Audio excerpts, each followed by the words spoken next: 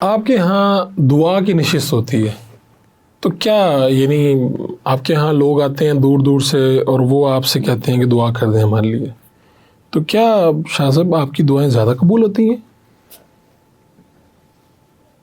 دعا ہر شخص کر سکتا ہے. جی.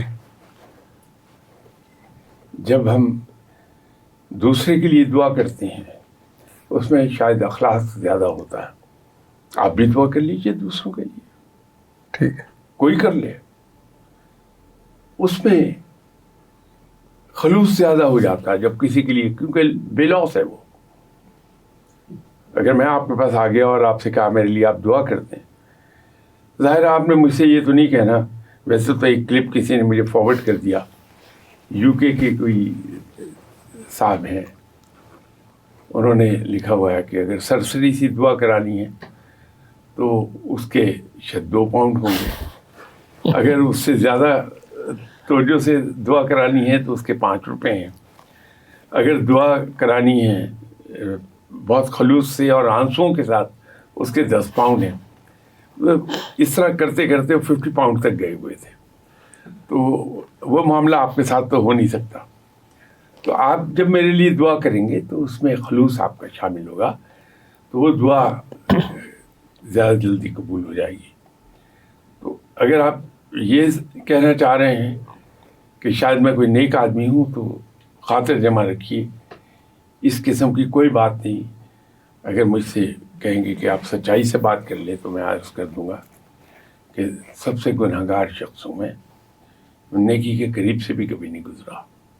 چلیں، یہ اب بہت سے لوگوں نے چونکہ لکھ دیا ہے اور بہت سے لوگوں نے ہمیں بتا بھی دیا ہے، تو وہ بات بھی میں آپ سے کر لیتا ہوں کہ آپ کے پاس لوگ آتے ہیں، وہ بعض دفعہ آپ کو بتاتے ہیں کہ میرا نام یہ ہے، اور آپ ان کو ان کا مسئلہ بتا دیتے ہیں، یا آپ بعض دفعہ آنکھیں بند کر لیتے ہیں، اور آنکھیں بند کرنے کے بعد جب آپ کھولتے ہیں تو آپ انہیں بتاتے ہیں کہ آپ کا یہ مسئلہ ہے اور یہ حل ہو جائے گا.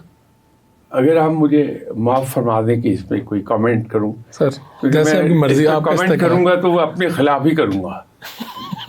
تو وہ یوں سمجھ لیجیے، جب ہم پرائمری اسکول ہائی اسکول میں پڑھتے تھے جی، تو ایک ورڈ یوز کیا کرتے تھے کہ تکا لگ گیا.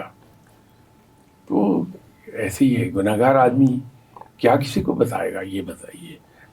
آپ کے سامنے میں بیٹھا ہوا ہوں، اس سے پہلے بھی آپ تھوڑا سا جانتے ہیں ہلکا سا، تو کہیں آپ کو یہ زندگی میں شبہ ہوا کہ میں کوئی نیک آدمی ہوں گا تو اس کو چھوڑ دیجیے. تو نہیں، میں تو لوگوں کی ایکسپیکٹیشن پہ لوگ سادہ لوگ ہیں، بھولے لوگ ہیں، وہ ہر ایک کے پیچھے چل پڑتے ہیں.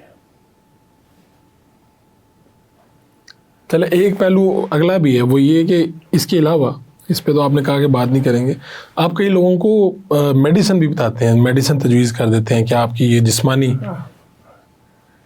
وہ میڈیسن نہیں زیادہ تر ہوتی، زیادہ تر وہ ہوتی خوراک کے ذریعے سے. ٹھیک. تو وہ یہ بھی تو ہو سکتا ہے کہ جو میرا اتنا لمبا زندگی کا تجربہ ہے اس پر بیسڈ میں بتا رہا ہوں، تو وہ تو کوئی اتنی اچنبے کی بات نہیں ہے. یہ جو 80 برس ہیں، ان میں آپ نے اچھا حکمران کسے پایا، یا اگر آپ کہہ سکیں کہ یار تب مطلب میں نے تو میری 32 سال عمر ہے، تو میں نے تو جب سے ہوش سنبھالا ہے تو میں نے دیکھا کہ لوگ کبھی بھی مجھے خوش نظر نہیں آئے. یعنی لوگوں نے کہا یہ تو آج کے حکمران ایسے ہی ہیں، فلاں ہیں، ان میں یہ خوبیاں خامیاں فلاں. آپ نے 80 برس میں کوئی ایسا کہ لوگوں کی پرسیپشن ہمیشہ سے ایسی ہوتی تھی، لوگ ایسے ہی کہتے تھے اپنے حکمرانوں کے بارے میں کہ یار ٹھیک نہیں ہے، بھٹو، ضیاء الحق، مشرف، ایوب، یا میں نے تو ہر حکمران کے بارے میں یہی جذبات اور یہی کامنٹس دیکھے کہ بھائی خوشحالی نہیں ہے، مر گئے، لٹ گئے، بندہ ٹھیک نہیں ہے. پرسنل ہو جاتے ہیں ہم تو، حالانکہ پرسنل ہوئے بغیر بھی ہم کہہ سکتے ہیں. آج تک مجھے تو کوئی ایسا آدمی نہیں نظر آیا. قائد اعظم رحمۃ اللہ علیہ صاحب کی زندگی میں بہت چھوٹا تھا، ان چیزوں سے کی ہوش ہی نہیں تھی. خان لیاقت علی خان کی شہادت پر بھی چھوٹا تھا، ہوش نہیں تھی. تو اس کے بعد سے جب سے کچھ ادراک ہوا ہے ان چیزوں کا، ابھی تک تو میں نے کسی آدمی سے مطمئن نہیں دیکھا. اور خود آپ کی سوچ، آپ کے علم کے مطابق کون سا حکمران بہتر تھا ابھی تک جو آئے ہیں؟ وہ ڈپینڈ کرتا ہے کہ کن بیسس پر کسی کو کوئی جج کرے گا. ملک کے لیے کون سا اگر آپ نے یہ دیکھنا ہے کہ جی ملک نے ترقی کب کی سب سے زیادہ، تو 60s کا جو ڈیکیڈ گزرا ہے. ایوب صاحب کا میں نام نہیں لیتا ڈر کے مارے کہ لوگ اینٹیں ماریں گے. آل اراؤنڈ جو ملک اوپر اٹھ رہا تھا وہ 60s کی دہائی تھی، لیکن اس کی نیگیٹو سائڈ دوسری ہیں. تو آپ نے چونکہ ملک کا ریفرنس دیا جی. تو سب سے بڑی بات جو مجھے خوش کرتی تھی اس وقت بھی اور آج بھی، کہ اس وقت جو پاسپورٹ کی عزت تھی اچھا وہ کمال کی تھی. تو اس کا سر اگر کوئی واقعہ سنا سکیں آپ، یعنی یہ پاسپورٹ کی عزت شاید میں آج 2025 میں وہ سمجھ نہ پاؤں بات، تو کیا یعنی ہم کسی ملک کے لیے آپ اسی یو کے کو جس کے ویزے کے لیے آج ہم مرے جاتے ہیں اور جی امبیسی والے ہمیں ورچولی دھکے دے کے باہر نکال دیتے ہیں، درست فرمایا. اسی میں ہم جاتے تھے، پاسپورٹ امیگریشن ڈیسک پر دیا بغیر ویزے کے، انہیں دیکھا you are from Pakistan, yep, stamp لگائی، ساتھ اس نے 2-4 لیفلیٹ دیے، enjoy your stay here while in U K, these are your rights. وہ اس نے پمفلیٹ دیے ہوئے ہیں. کوئی ویزا نہیں، کوئی کچھ نہیں، اور وہ ابھی تو وہ انٹروگیشن بھی کرتے ہیں کہ بھائی کتنے دن کے لیے آئے ہو، کیا ابھی کرو گے، کتوں کے سامنے سے گزار دیتے.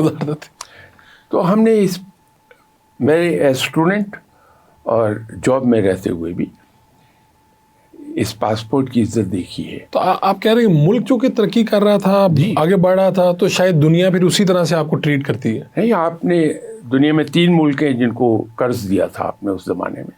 کون کون سے؟ جرمنی بھی ان میں ہے. آج کوئی اگر یہ بات کرے تو بڑی افسانوی لگتی ہے، جناب جرمنی کو پاکستان نے قرض دیا تھا. یس وی ڈڈ. تو عزت تو آپ کی ہونی ہے، لیکن اس کے بعد وہ ایسا ایسا عزت ختم ہوتی چلی گئی. ملٹیپل ریزنز ہیں اس کے، لیکن اس دہائی میں ملک نے ترقی بھی کی تھی، عزت بھی تھی. سب سے بڑی بات یہ کہ دوسرے ملکوں میں عزت ہماری بہت تھی.